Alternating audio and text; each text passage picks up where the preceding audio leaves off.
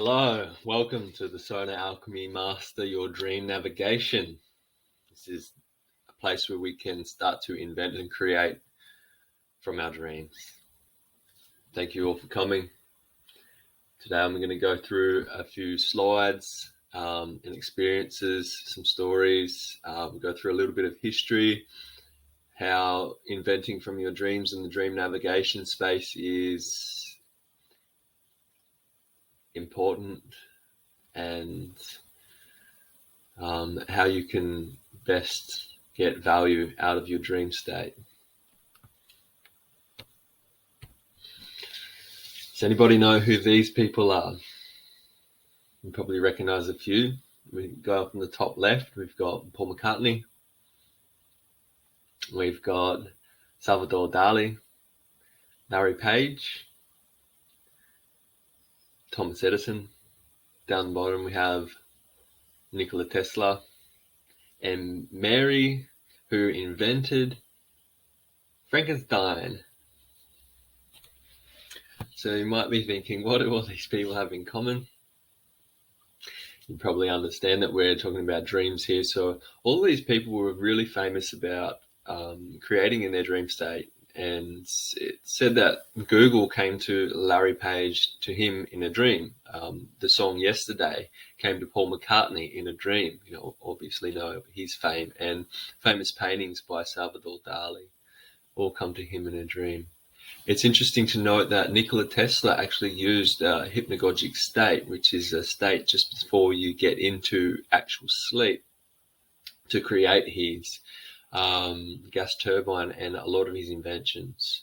So he could visually see and the inner workings of his gas turbine operating, and could pick up and pinpoint where it was going to malfunction. So he would make those changes in his mind. And this is even before he drew out plans and made the thing physical. So the dream state is very, very powerful for creation, invention, and manifestation. It's interesting to notice that both Jung and Freud, the famous psychologists, seemingly had opposing views on certain things, but this is one thing they came together on, is they both agreed that dreaming is a meaningful product of the unconscious forces of the psyche. The psyche is referenced as the spirit, the soul, and the mind, and has roots deep in evolutionary biology of our species as humans. So if you look at the evolutionary biology of our species, we're talking about ancestors, we're talking about past elders, past teachers, past guides, and that dreaming is a product of the forces of the spirits within us, connected to our ancestors. Beautiful.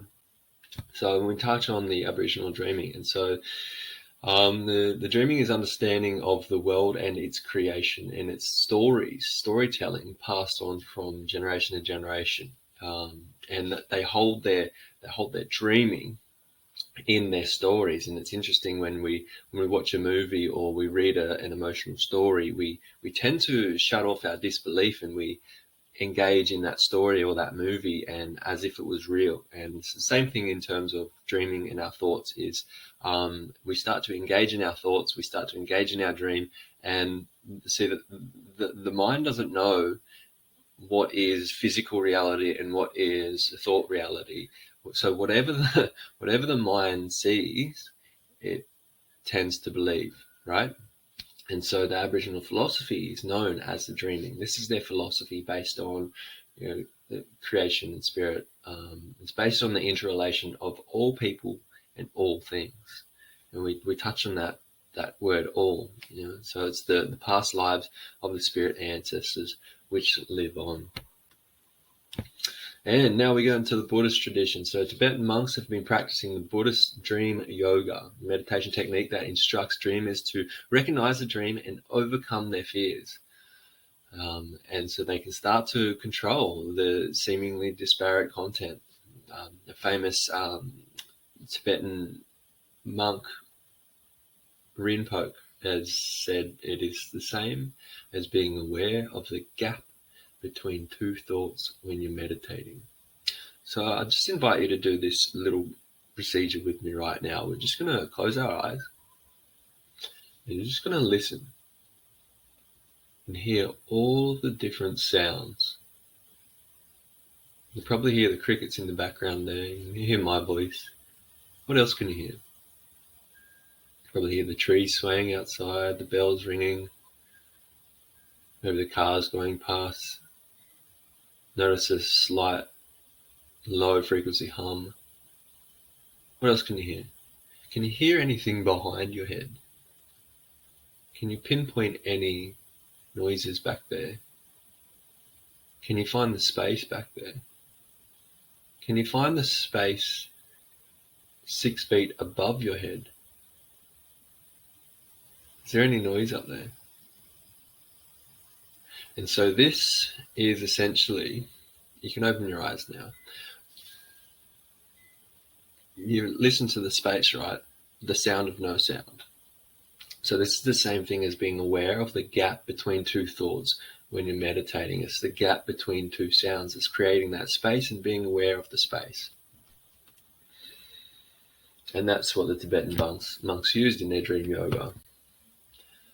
So we can see that the dream state in relation to the Tibetans and the dreaming is much like the awake state in life. And so when our thoughts come in and create an image, a visual representation of our thoughts, we tend to believe that. So this is how our beliefs are built, from the thoughts and intentions that go into our visualization of those thoughts in our mind. So in the awake state, that's what happens. In the dream state, we open ourselves up to a state of awareness that not only allows the subconscious to show us messages and how we can better stay in that state of awareness, but it also creates a vivid dreamscape of imagery. Now, so if you were to control that imagery and put whatever images you wanted in those images, or allow those images to come through, could you not then bring in the imagery for your next invention or creation? We do this through a few different forms. So we've got the hypnagogic state. The hypnagogic is the state when you're in theta brainwave and you're just about to go to sleep, and the visions and sometimes the words will come through. Maybe you might hear somebody's voice, or you might see some imagery coming through in your mind's eye. We've got the hypnopompic, and it's a similar thing, but it's upon waking. And so upon waking, we have we're still in that theta brain state where imagery is still really vivid. We can start to perceive the world around us, but it's really a really good place, if you can train, a really good place to start implementing your abilities and manifestation qualities. And we can also do this through different forms of hypnotherapy. So hypnotherapy can allow us to visualize and see a future state and bring that into the present moment awareness to create instant change. So then in the Tibetan Buddhism, hypnagogic states are used as a way of practicing that dream yoga. So the dream yoga is a form of spiritual practice based on the premise that dreamlike states can be used to train the mind to enhance spiritual awareness. This self-discipline can contribute to the experience of an enlightened or self-realization. Pretty cool, hey? So today we're going to talk about what dreaming allows you to do and where we're going to go from here. So these are a few of the points that we're going to touch on. So the first one to dream is to see, where does your why come from? A guide to emotions, instincts and dreams. Interpretation of dreams is symbolic language. Common symbolic dream state navigation. And open communication with the dream knowledge holders, those people from the past, those elders. The most important part of dreaming is when you're not sleeping. We're talking about that awake state awareness. Okay, so I'm lucid now. What? Noticing that when you're in a lucid state. creating a reality for humanity. So why else would you be creating lucid dreams if not to benefit yourself, which benefits others? And where does the source of wisdom come from? So we look at like we talked about before, that word all. All is one and the one is all. And then we get into something called unity consciousness. So the first topic we're going to talk about is dreaming is to see. And now the Spanish word for to dream is sonar. And who can think of another thing that uses sonar to see? That's right, whales. Whales use their sonar to visually perceive where they're going for navigation. Sonar navigation. Interesting, isn't it? So they use that, and humans do this too with their mind's eye. Use the sonar navigation with their mind's eye to dream and navigate the dream with their mind's eye to see. And once we start to see, we break down what's called the veil. So we go beyond the veil of reality. And this is where you get things like astral projection, and you can see the connection between all is one and one is all. So then we get to, where does your why come from? Like, why would you be doing this? Why would you want to be doing this? And we get on to journey with a purpose, like the intent. Then we touch on intention portals. And there's different states of where you're going to go based on your intention. So the Tibetan yoga of dreams is the connection of the breath and the mind, or what they state as the wind and the mind. And it's a combination of connecting to the wind or the breath or the prana or the chi, and allowing that to connect with the mind to be in sync. So we touch on a guide to emotions, instincts, and dreams, and how they can affect your waking state, and how you can maximize our dream state to effectively go in and start addressing the concerns, anything that's holding you back, any issues that you've got. And it's important to know that all of this is done by the self. Like, nobody else can do this to you or for you. It's all done by yourself. So anything that shows up in your visions, your dreams, any like messages, it's all for you. It's all created by your subconscious mind. Nobody else has that ability to go in and start tampering it. It's all hypnosis is self-hypnosis, all healing is self-healing. So then we get into what we call emotional beacons, and things that will show up regularly that trigger responses. Quite often there's one of anxiety. You might be chased by something. You might feel like you're falling, or you're somebody's holding you captive or something like that. These are what's called emotional beacons, and they will trigger the emotion that you need to deal with at the present time. And we get on to something called shadow guides, and these guides are really from your shadow, and they will show up, and they will be seemingly what's called a negative entity. Not that I believe that there is such thing, but it's all a construct of the subconscious mind.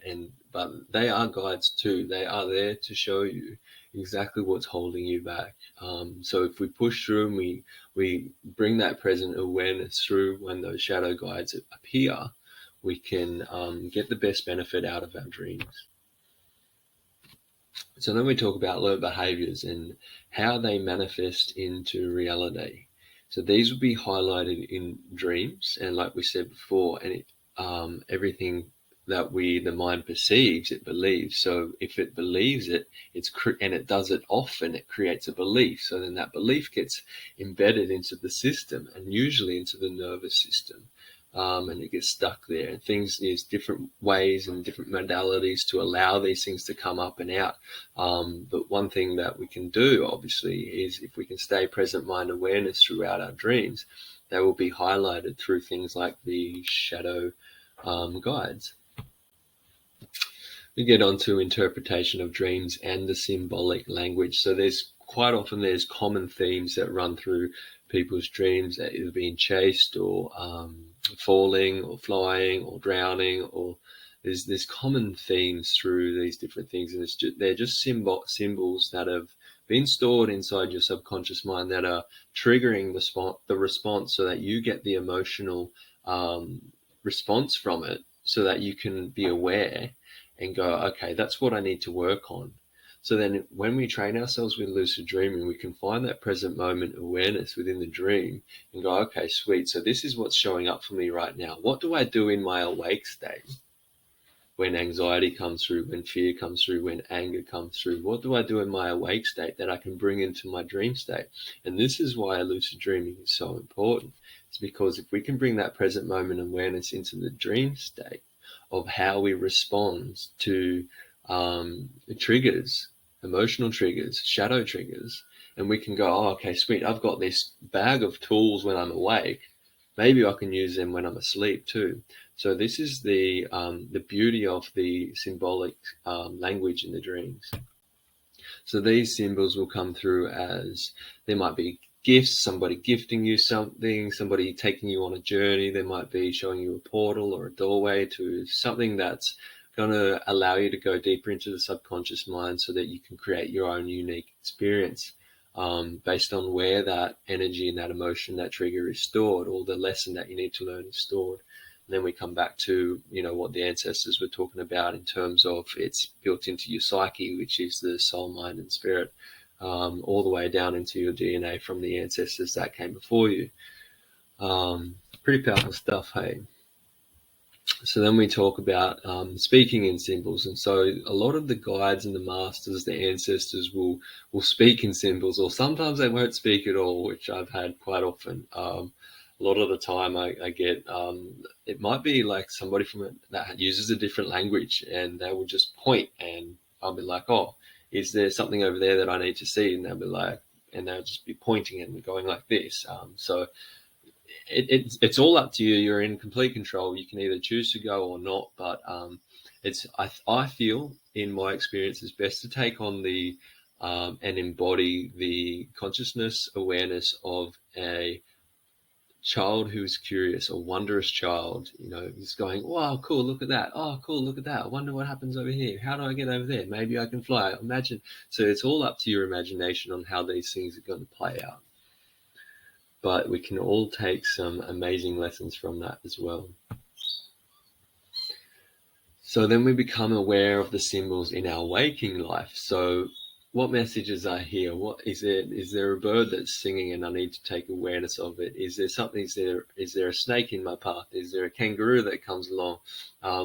What thought was I thinking when I tripped over and fell? And there's all these different symbols that we can address and pull from our waking life as well, and convert into our dream state.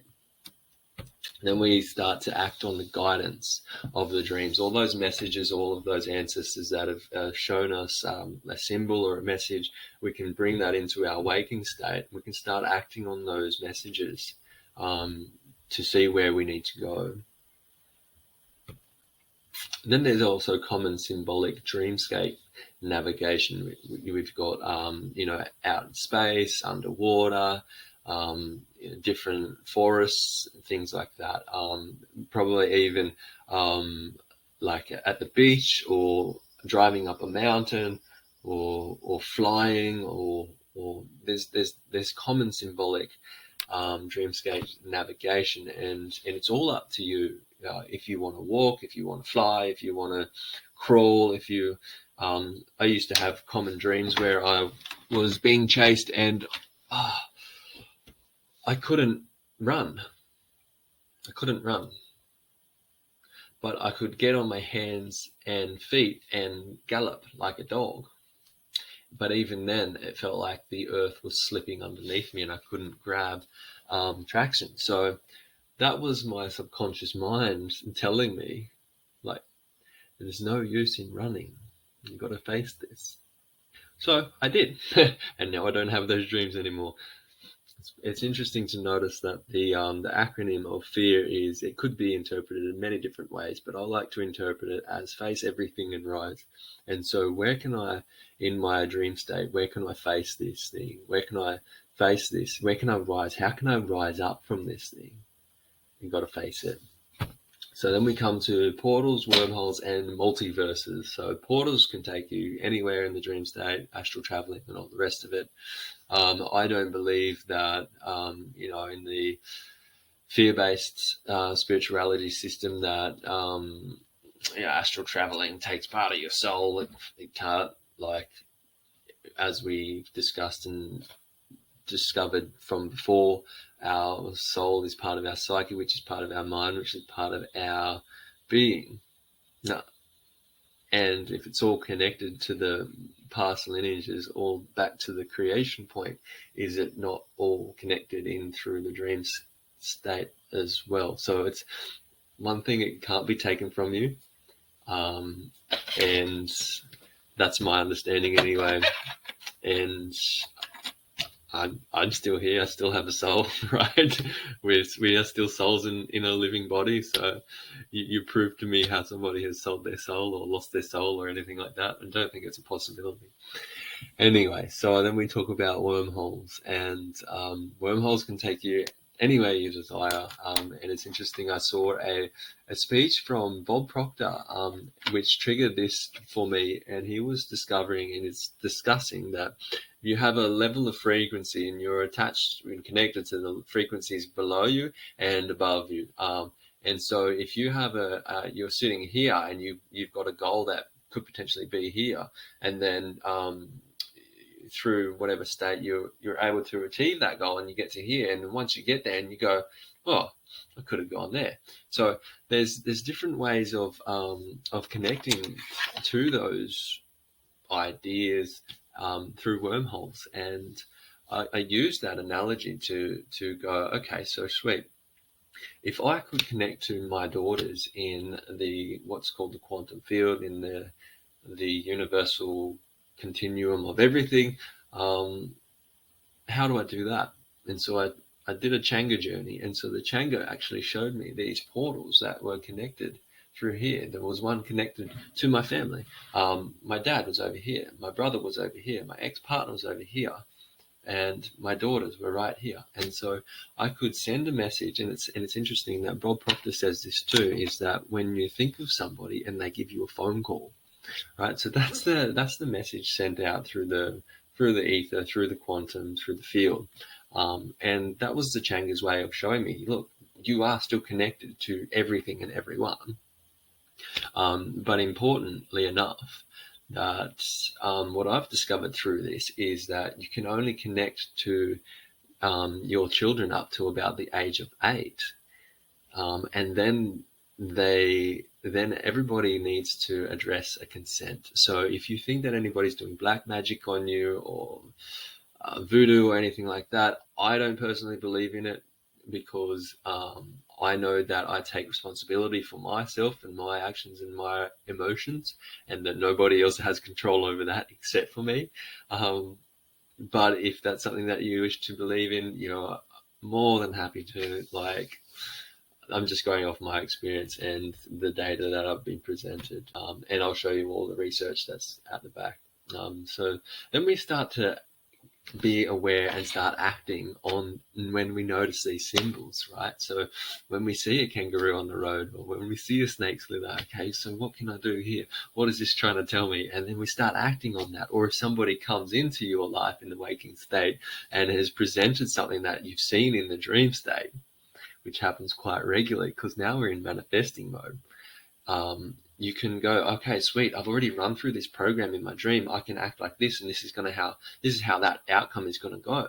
Or I can act a different way, and there's a different possibility. Then we come to opening that communication with the dream knowledge holders. So what is it that you need me to see? What is it that I need to address? And it's a good question to ask. And if there's anybody who needs to show me something to provide a message or a learning, you can come through.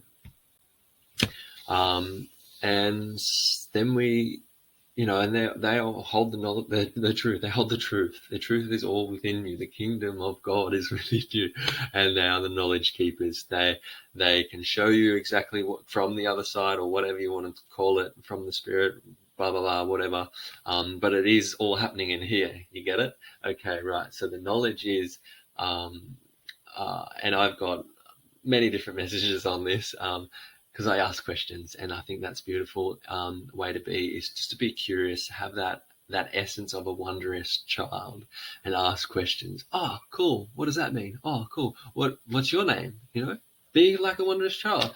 Oh, yeah. What's your third favorite dinosaur? And ask these knowledge holders questions. Get on a rapport with them. So this is in your subconscious mind. Remember, it's all in your body. It's all in your mind. So you have control. And if there's somebody that you don't want to talk to, you don't have to. You can ask for somebody else to come through and send you the messages. So, and then we get to a state of allowing and embodying the messages of the messengers. So if there's a message that comes, make sure you've got a pen, a dream journal, an astral projection journal, an astral travel journey, a hypnagogic journal, a hypnopompic journal, a hypnosis journal. Make them all separate so you can decide which one works best for you, and you can go and find either similarities or which one works specific for a specific instance for you. I've got my own resources and experiences from years and years of doing this since I was about 6.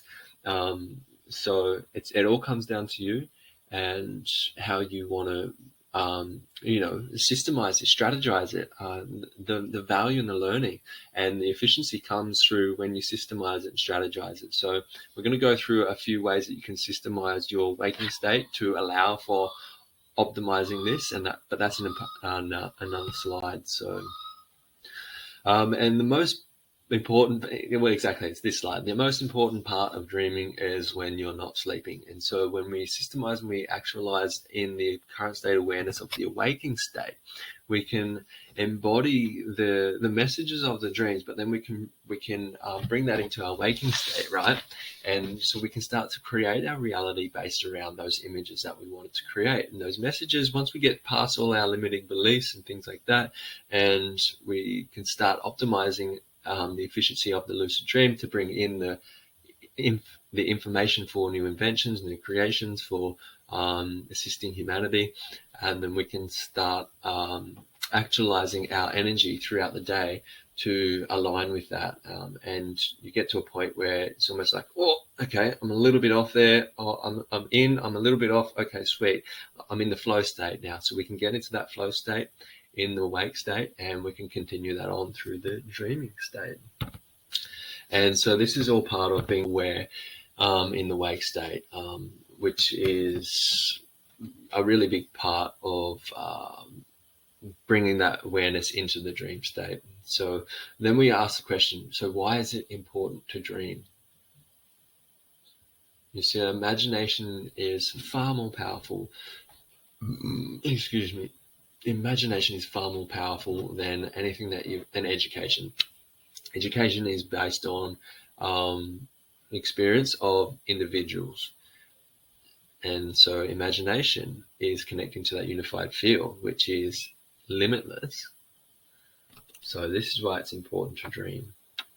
The inventions that are coming through now, super cool, but 10 years from now, holy dooly, you wait. And it's all up to you. So when we start creating the reality based on intentional inventors. So this is how we're going to maximize our invention. So a lot of the time in the messages and the knowledge holders, the gatekeepers is what I call them. They will show up, and it's basically an internalization of where is your awareness right now? Where is your intention? We can get to that space in the heart here. If you just do this with me real quick, we can pull in our awareness, put out your finger here and take 3 deep breaths while your finger is pressing into that point there. This is acupuncture point GV26, and this gives the ability for the breath to connect with the mind. And just focus on this point here and the connection through to the back here.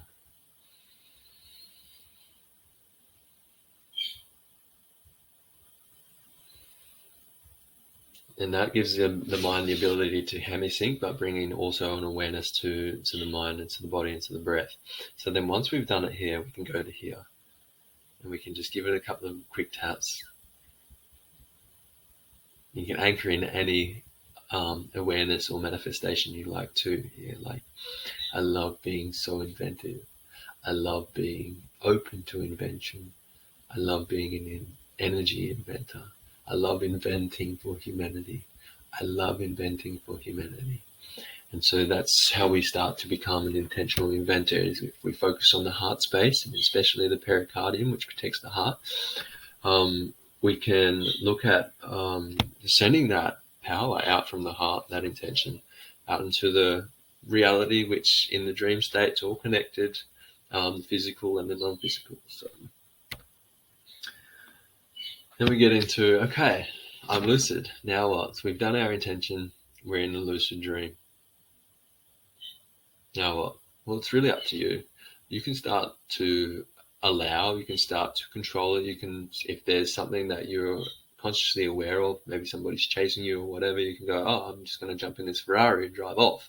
Or, oh, I'm just going to fly away from this and I want to go check out what's happening on Mars, or I want to go and check out what's happening over in Russia, or I want to go and check out what's happening, like at the beach. What's the surf like? You've got complete control of your dream now that you're a lucid.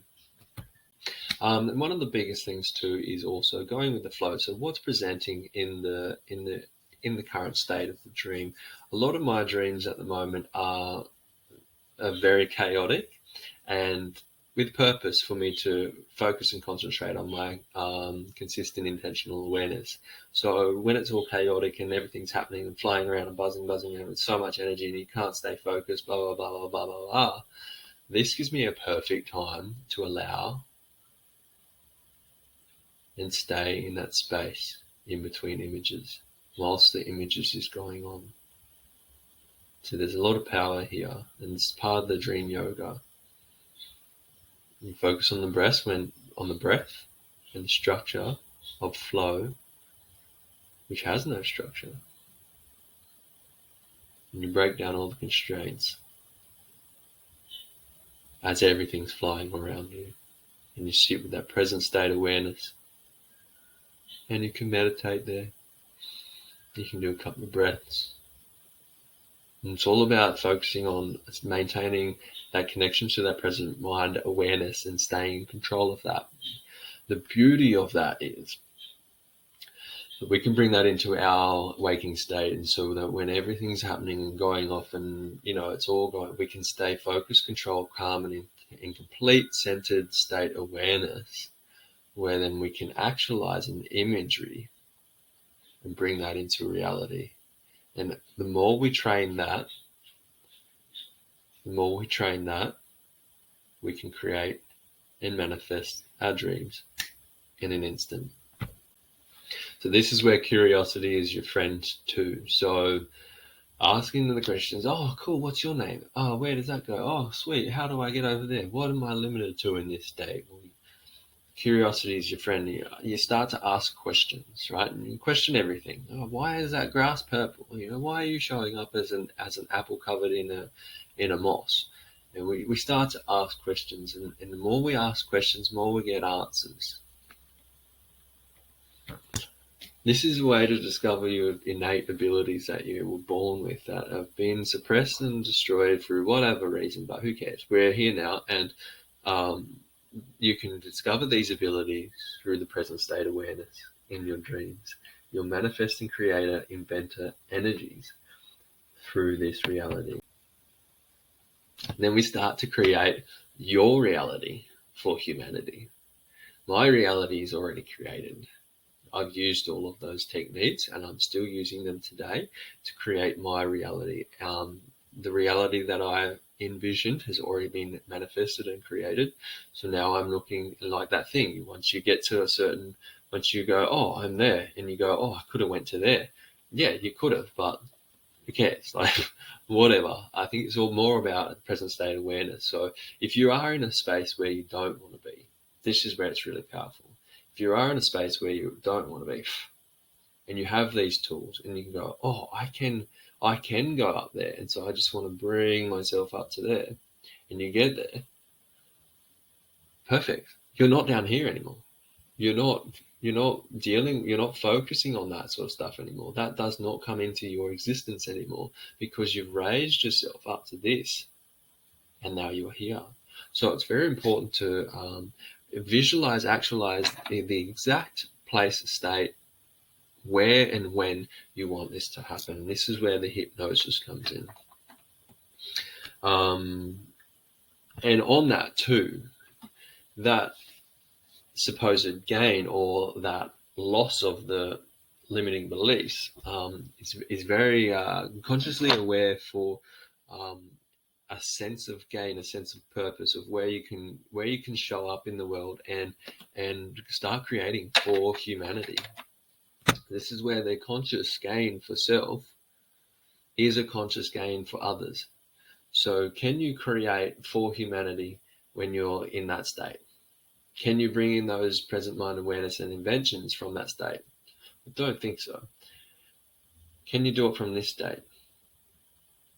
You've got a better chance, right? So the conscious gain for the self is a conscious gain for humanity. You see how working and focusing on the self, the actualization, actually benefits humanity. Then we can start discovering any personal limits within the state, within the space of the self. Once you get to the state of the self, you realize that there is no limit. So you can actually do exactly and feel exactly whatever you want, go wherever you want, stay in present mind awareness. There are no limits. So if we start to discover limits, maybe that's something that's coming up from the past that we haven't fully addressed. So we start to become a little bit more sensitive of the awareness state and what's coming into our reality, things that we need to deal with, and things that we need to address within ourselves, and then also test. So once you have that thought of I am a manifesting creator, the universe is going to test you. The universe is going to test you, right? So everything that comes in front of you is going to be a test. And the beautiful thing is about that is whatever you manifest and create from that space with intentional awareness, it will come. No doubt about that. It will come. We just have to be aware of when it's coming, where it's coming, and how it's coming. And how does this benefit me right now? Very, very important part of wisdom is, how is this benefiting me right now? To stop us from going downward and to allow us to either stay present mind awareness or raise up from that frequency. So then we look at the source of your wisdom. One of the messages that I got, I won't impart any of the messages that I got because it's not valid to you. So your messages are going to be different. And so the source of your wisdom, where does your source of your wisdom come from? And what is the source of your wisdom? So these are the things that you can address and ask questions within the subconscious mind and the dream state awareness. So where is it coming from? Either what part of the brain is it coming? What part of my DNA is it coming from? Is it, channeled up from the earth or channeled in through higher self spirits or anything like that? We just got to look at ask the question, where is this coming from? And then we start to ask the truth in the messages. Who are these messengers that are showing up? Take a note of it and describe them and all the rest of it. And it might be a representation of something that you've seen in the past or something that you're about to experience, or we can start to join the dots, right? So especially when we start manifesting and creating the intentional frequency for us to start inventing, and we can go then. We've got that state, and then once we start to notice our physical reality play out in front of us, we can start to draw on the symbols and the messengers, and we go, and it starts to piece together and put the dots together, and then we start to form a path. And sometimes we might get off the path, but there's always a message or a guide or an intention, or there will be something that's testing you to get back onto your path of what you wanted to create. And they might show up in different animals and different species and all the rest of it. And the beautiful thing about all of that is it's all connected. All is one, the one is all. So we take that observer aspect of there's a choice to make. I can either go this way or this way, or this way or this way or this way. But if we take the observer aspect, we see how it's all connected. See, the all is one, and the one is all. Gotcha? Right, beautiful. And so it brings us to, as I evolve, so does the world around me. So like we said before, if you're consciously creating for gain for yourself, that's consciously creating for gain for others and humanity, because you're aware of what you need and what the humanity around you in your experience needs. So we start to consciously create and to boost the evolution of the world so that we can all live in harmony with balance. And I think that's where we're going with all of this. Living in balance with one another, as we all know that we are connected through this idea of unity consciousness. And so unity consciousness is the fundamental idea that everything is connected through unity consciousness. We all have a consciousness in here as well. Some people talk about the consciousness or the universe looking like a brain. Universe, unity consciousness, our perceptual awareness, our visual actualization is only about 1% of the spectrum of light. So we can, whatever we can't see in between the things that we can, we call it space, but what is actually happening there? And a lot of the scientific studies have proven that it's all connected through what they call the quantum matrix, quantum connection. They've got things like quantum teleportation, quantum tunneling, quantum entanglement, and the list goes on. This is all accessing that unity consciousness, essentially what they show as a grid. And I'm pretty sure even in between those dark spots is all connected as well. So that's the end of my speech at the moment. There's references all here from all of the studies that I've researched and done. And it goes on further.